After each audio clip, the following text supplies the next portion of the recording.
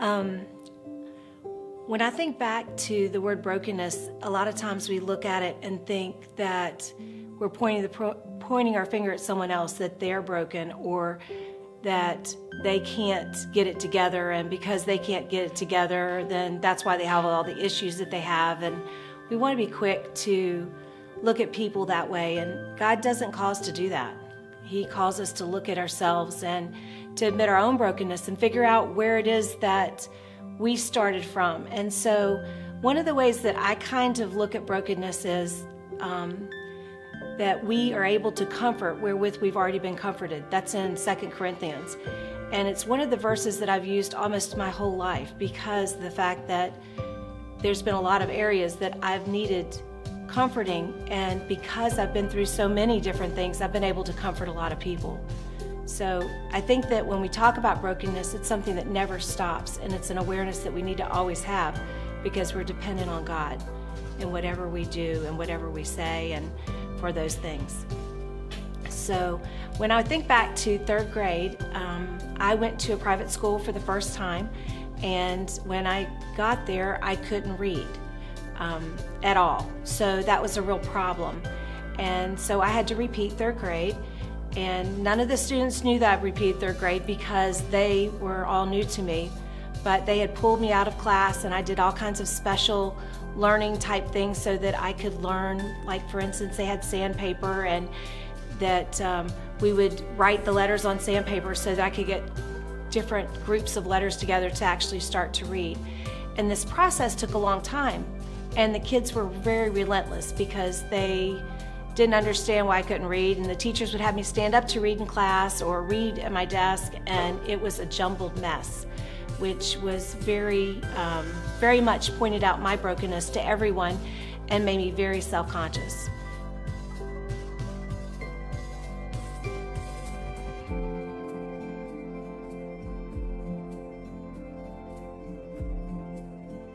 So it was in third grade that I had a teacher that was named Miss White, that was black, which was pretty neat. And she took and made a point to take a napkin in her hand, and she said to me, one day I went up to the desk and I said, I can't read, I'm worthless, and I just don't like school. And she took a napkin and she said, well, this is you and this is your sin. And she took a napkin and she put it inside here, and she said, now you realize your sin keeps you from having a relationship with God. God's here and you're here. And God can't look down on the sin. God can't have any part of the sin. God can't be involved in it because he's perfect. What Jesus did is Jesus came and covered all your sin. And so she put that napkin in her hand, and then she watered her hand up real good and tight. You couldn't see any part of the napkin. She said, God can't see any part of your sin because Jesus has covered it all. And all you have to do is accept him as your Savior. So it was that day when Miss White, that was black, sat down with me and talked to me about how Jesus can cover my sins, and that it didn't matter if I could read or I couldn't read or what other people thought of me. He loved me, and that he was going to be my dad, and he was going to be my Savior. So that is when my life completely turned around. As far as school and different academics, I failed almost everything. I passed all my grades up until 7th grade, and then all of a sudden a light bulb went off, and I was able to learn and able to read enough, or at least verbally hear things enough that I would be able to put it all together. So what happened is God took my brokenness and my need for him, and my dependence is only on him, and he turned it into something pretty amazing, because eventually what happened is I made all A's after that, pretty much, with a lot of help and a lot of hard work. I used to write my spelling words like 50 times a piece to be able to get them right to even pass a test, and then I really didn't pass spelling too well anyway, as you will all know, because I don't spell. But anyway, the long story is that God had a way of taking my brokenness, and now he's put me in a position where when I see other people that struggle in school, or other people that have difficulty in relationships, or have difficulty with life, or have difficulty with death, or injury, or whatever it is that I've been through, I've been able to comfort them wherewith the comfort that I've already received. And the comfort didn't come from other people, it comes from God. So God, He mended the brokenness there, and it's a continual process. I am so far from where I need to be, and I'm so far from what God has for my potential. But I know that it's a journey that He walks with me and with you, and He has a plan, and it's a beautiful plan.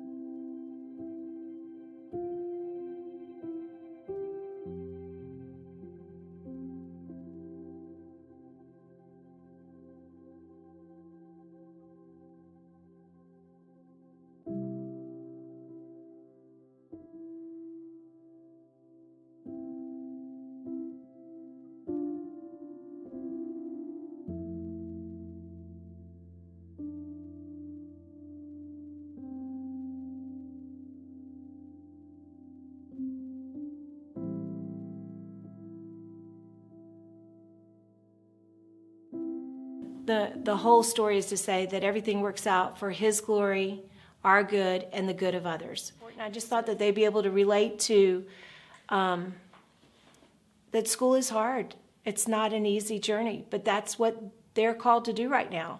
That's their calling, is to, their parents go to work and they are to go to school. And we're all called to do our best.